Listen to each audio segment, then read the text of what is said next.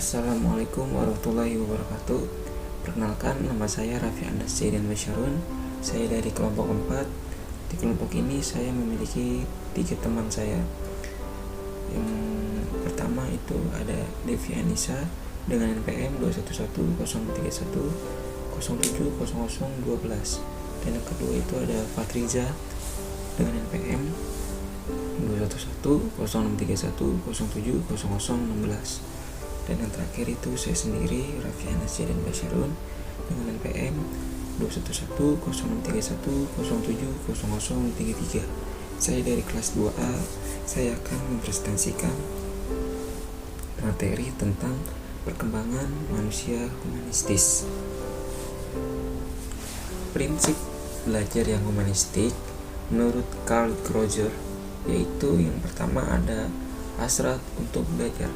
Hasrat untuk belajar adalah gejala psikologis yang terdiri dari diri sendiri, tetapi berhubungan dengan kebutuhan anak didik untuk mengetahui dari objek yang akan dipelajarinya.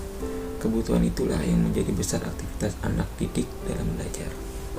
Dan yang kedua, kita mempunyai belajar yang berarti. Pada intinya, belajar yang berarti itu adalah pengertian bahwa belajar adalah sebuah kegiatan yang mencapai kepandaian atau ilmu. Menurut pengertian ini, belajar merupakan suatu proses yang suatu kegiatan dan bukan suatu hasil atau tujuan. Belajar bukan hanya mengingat, belajar akan tetapi lebih luas dari itu, yakni mengalami. Dan yang kedua itu ada belajar tanpa ancaman. Belajar tanpa ancaman sendiri adalah belajar sesuatu perubahan perilaku yang terjadi secara bertahan. Dengan adanya proses suatu pengalaman, perubahannya perlahan tapi pasti tanpa adanya keterpaksaan, dan perlu berupaya untuk selalu membiasakan sejak dini supaya kedepannya menjadi sebuah kebiasaan tanpa disuruh, diminta, dan dikasih tahu, yang sudah menjadi bagian dari rutinitas. Beri ruang pada anak untuk bertanggung jawab atas dirinya, yaitu belajar. Jadi anak mempunyai keinginan diri itu untuk belajar agar anak terlihat rajin dan pintar. Dan yang ketiga itu dan yang keempat itu belajar atas inisiatif sendiri. Belajar atas inisiatif sendiri yaitu menurut saya, anak yang berkeinginan ingin belajar berarti anak itu ingin mendapatkan ilmu yang baik. Ya, jadi contohnya belajar itu harus ada inisiatif dari diri sendiri. Kalau tidak ada inisiatif dari sendiri, ya kita terus di bawah terus, tidak akan pernah naik ke atas. Bahkan ilmu pun tidak ada di diri kita. Dan yang kedua itu di slide ketiga ini ada yang namanya aplikasi dalam proses pembelajaran. Open education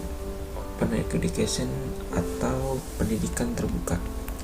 Pendidikan terbuka merupakan pola pikir terhadap suatu konsep pendidikan yang bertujuan agar siswa dapat dengan leluasa bisa menentukan hal-hal yang ingin dipelajarinya dan sebanyak mungkin memberikan siswa kendali di dalam strategi pembelajaran.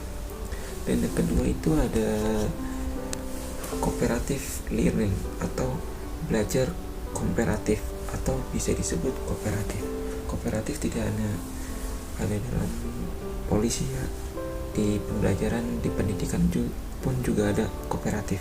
Kooperatif dalam pembelajaran adalah kooperatif atau comparative learning, merupakan istilah umum untuk sekumpulan strategi pengajaran yang dirancang untuk mendidik kerjasama kelompok dan interaksi antar siswa atau mahasiswa, bisa anak murid, bisa ya, pokoknya apapun itu anak didik belajar dengan kooperatif.